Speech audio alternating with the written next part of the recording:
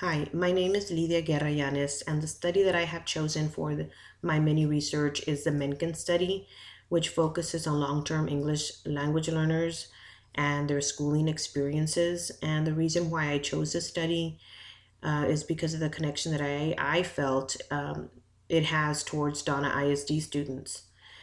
I made parent contacts of two of my current students and asked for permission to speak to their older children who attend high school, and I was given that permission to speak to them just to see, how they felt and ask them a few questions. Some of the questions that I asked dealt with their experiences in elementary and middle school, and the type of instruction they received. Was it in English or in Spanish?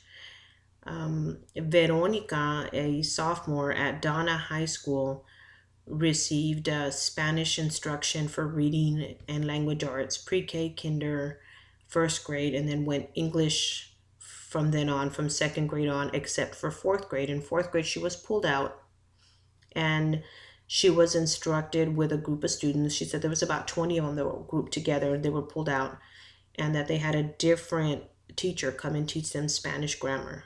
And I said, why would they do that, Veronica? And she said, well, me enseñaban mejor la gramática.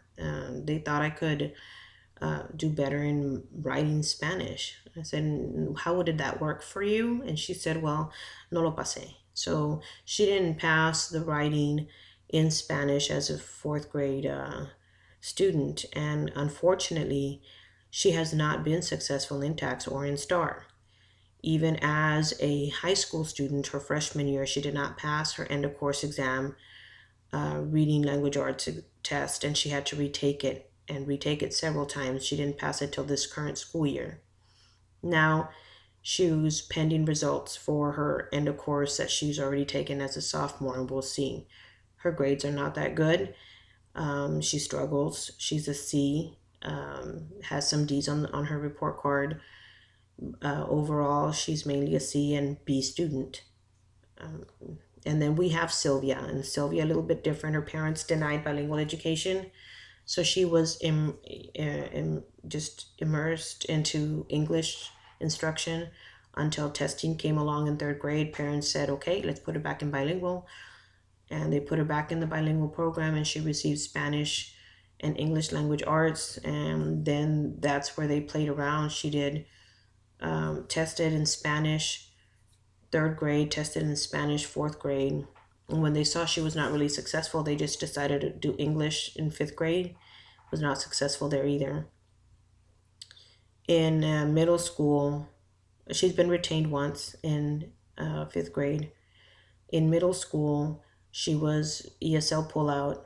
Oh, so was Veronica. I'm sorry I didn't mention that, but Sylvia was ESL pullout, and currently is ESL pullout, receiving remedial classes at the high school level.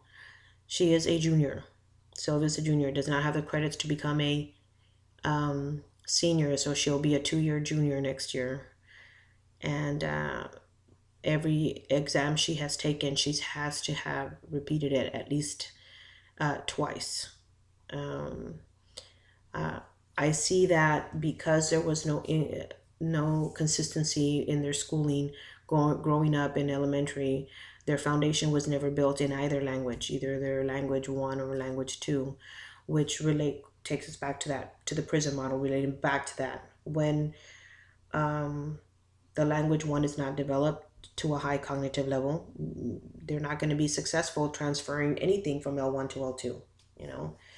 And also, the PRISM model states, or there's somewhere along about the academic development, if you postpone the academic development of L for them to acquire their L2, they're going to fail long term when it comes to their academics.